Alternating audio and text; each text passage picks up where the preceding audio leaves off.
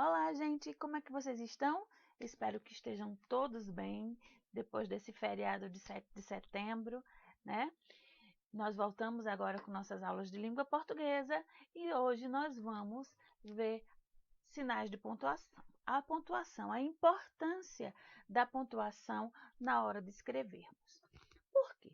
Porque quando nós falamos, nós usamos a entonação da voz, nós usamos o som, né, a altura da voz, para expressarmos nossos sentimentos, nossas sensações, né?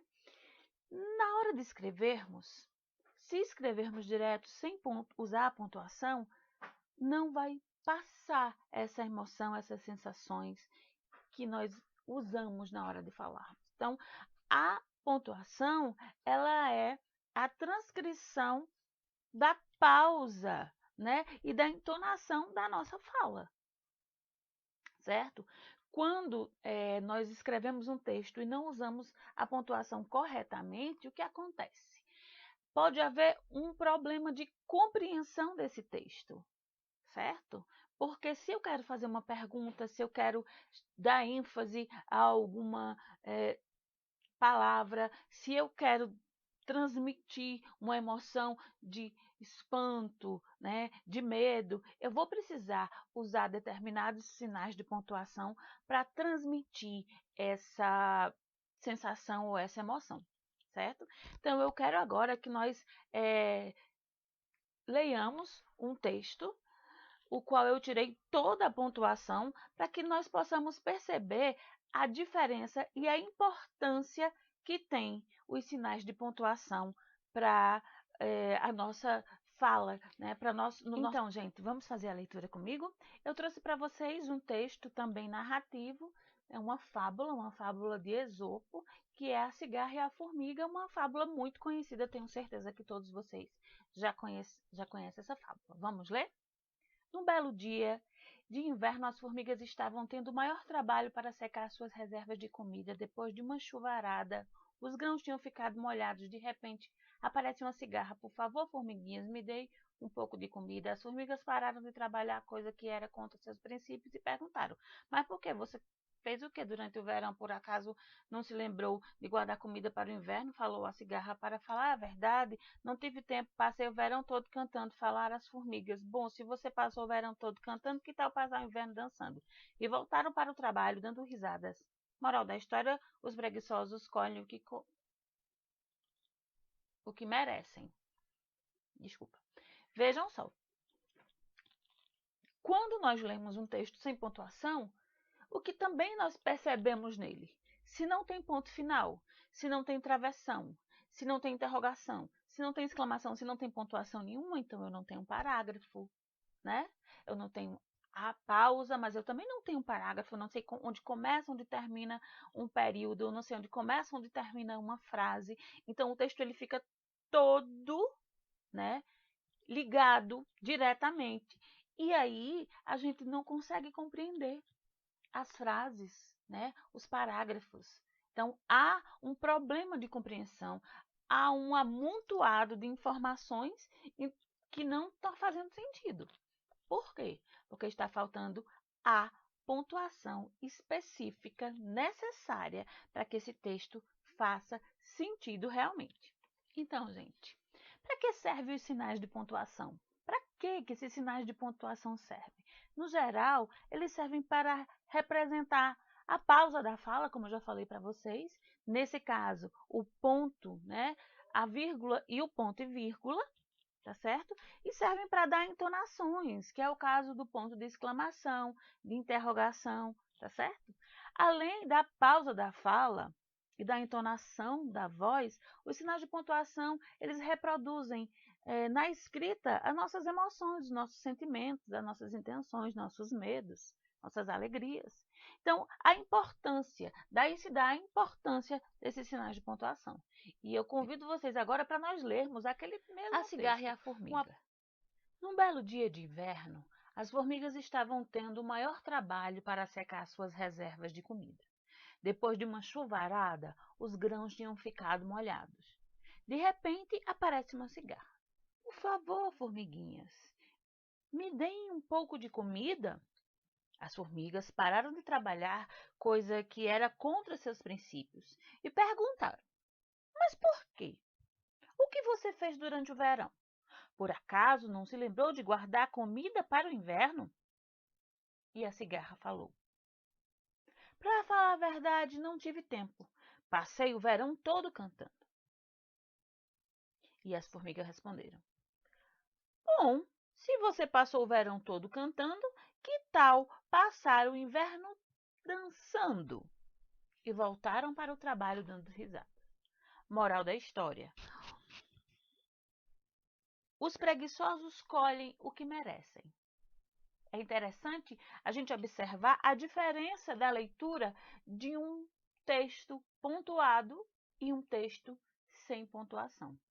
Percebam que nesse texto agora que nós lemos, nós observamos a presença de vírgulas, pontos de exclamação, pontos de interrogação, ponto final, dois pontos, né? O que dá a ênfase, o que dá sentido, o que dá entonação da fala, o que demonstra as emoções.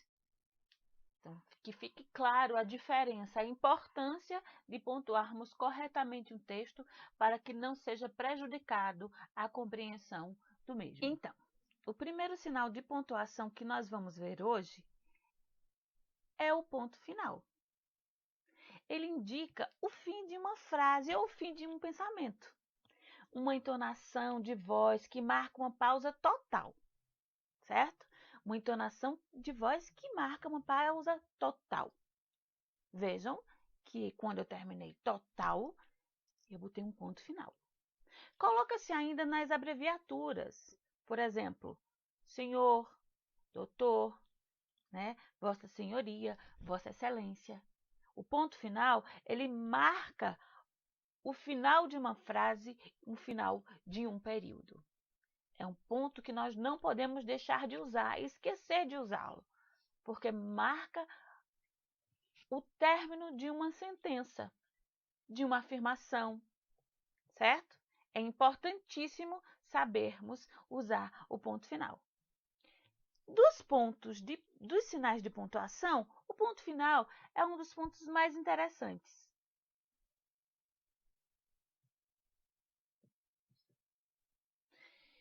O ferro é um dos metais mais úteis. Pronto, isso é uma afirmativa. Eu terminei a minha afirmativa, coloquei um ponto final. O ferro é um dos metais mais úteis. Então, percebamos que o ponto final ele termina a frase, ele termina a afirmação, ele termina a sentença. Então, nós vamos ver agora um sinal de pontuação que requer muita atenção no seu uso, a vírgula. O uso da vírgula, ela não é apenas para dar a pausa da respiração, certo? A vírgula tem regras específicas do seu uso, da sua obrigatoriedade de uso e da impossibilidade do seu uso em alguns casos. Ou seja, tem casos que a vírgula é obrigatória e tem casos que ela não é permitida, certo? O uso dela é obrigatório ou o uso não é permitido. Então, nós vamos ver essas regrinhas, no caso, essas orientações, para entendermos como e quando podemos usar e não usar a vírgula. A vírgula. O primeiro caso obrigatório do uso da vírgula. A vírgula é usada para separar uma enumeração, tá certo? Ou seja, os termos com a mesma função. Como assim, Sheila? O que é uma enumeração? É quando nós pegamos a mesma classe gramatical e colocamos sucessivamente uma atrás da outra, certo? Então, é obrigado ser separado por vírgula. Vamos ver o exemplo? Sua observação foi inconveniente, agressiva e antipática. Percebam que nós temos 3 adjetivos: inconveniente, agressiva e antipática. Esses 3 adjetivos estão se referindo a quem? A observação que foi feita. Então, se eu tenho 3 adjetivos se referindo a apenas um substantivo, eu tenho obrigatoriamente que separá-los com vírgula. Separar a enumeração.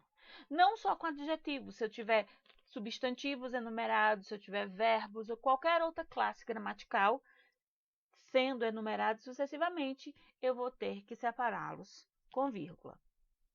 Segundo caso. O segundo caso do uso obrigatório da vírgula é a separação de um termo chamado aposto. E o que é um aposto? Um aposto é um termo explicativo que traz uma informação sobre um termo dito anteriormente na frase. Vamos ver um exemplo?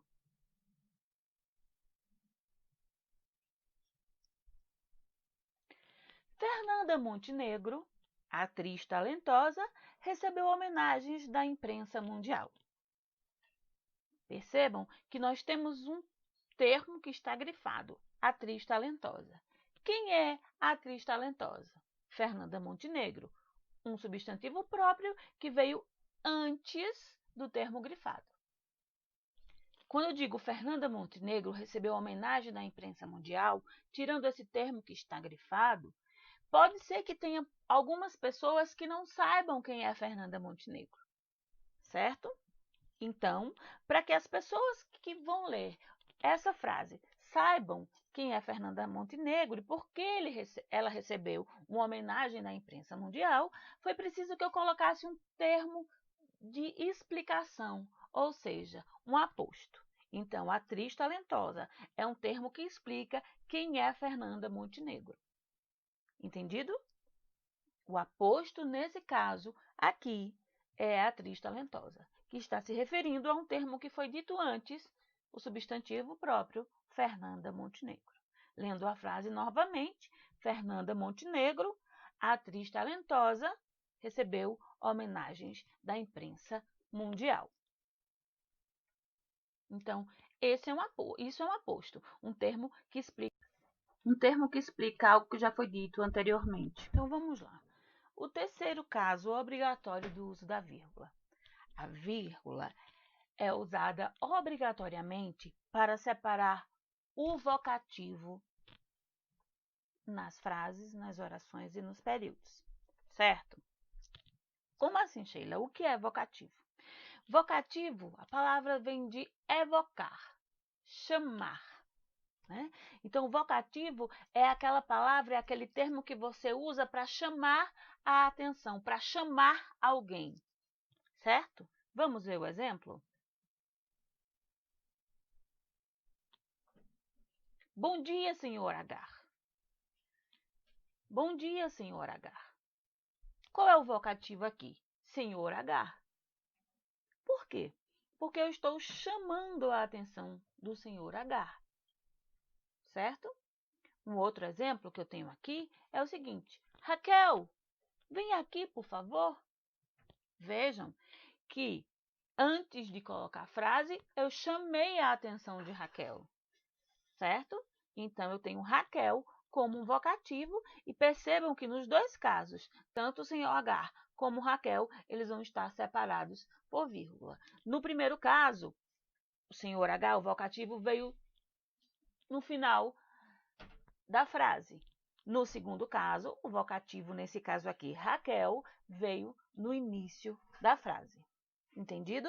Então, vocativo é um termo que é usado para chamar a atenção, para evocar. Beleza? O quarto caso do uso obrigatório da vírgula. A vírgula tem o uso obrigatório para separar nomes de lugares em datas e endereços. Isso nós vemos quando nós vamos escrever uma carta. Como é que nós colocamos? Garanhuns, vírgula, 25 de janeiro de 1870, por exemplo. Certo? Nos endereços também, tá certo? Nos endereços nós colocamos Rua Professor Salatiel de Barros, vírgula, número 72, por aí vai. Então, a vírgula ela é usada obrigatoriamente para separar nomes de lugar em datas e em endereços. Vamos ver os exemplos? Brasília, 10 de fevereiro. O outro exemplo, Rua do Ouro, vírgula, 228. Percebam aqui que Brasília e a data estão separados por vírgula. No segundo exemplo, Rua do Ouro, ou seja, o local e o número estão separados por vírgula. Então, esse é o quarto caso do uso obrigatório da vírgula. Então, vamos para o quinto caso do uso obrigatório da vírgula. A vírgula deve ser usada obrigatoriamente para separar palavras ou expressões explicativas. Palavras ou expressões explicativas. Vamos ver o exemplo para ficar mais claro para a gente? Vejam só. O diretor titubeou, isto é, não concordou de pronto com a decisão. Vejam que o termo aqui, ó, isto é, ou seja, que é um termo que introduz uma explicação, está separado por vírgulas, certo? Está separado por vírgulas. Então, esse é um termo explicativo. Isto é, ou seja, a mesma coisa que. Todos esses termos são termos explicativos e devem ser separados por vírgula. Então, se você vai escrever uma frase e você vai explicar algo que você disse antes, usando um termo, você vai ter que separá-lo com a vírgula, ok? Então, gente, acabamos de ver 5 casos de uso obrigatório da vírgula. Nós vamos ficar por aqui. Vamos fazer as atividades a respeito desses 5 casos do uso obrigatório das vírgulas. E na próxima aula, nós continuaremos com o uso da vírgula e os demais sinais de pontuação. Fiquem com Deus. Deus abençoe. Usem álcool gel, fiquem em casa e se sair.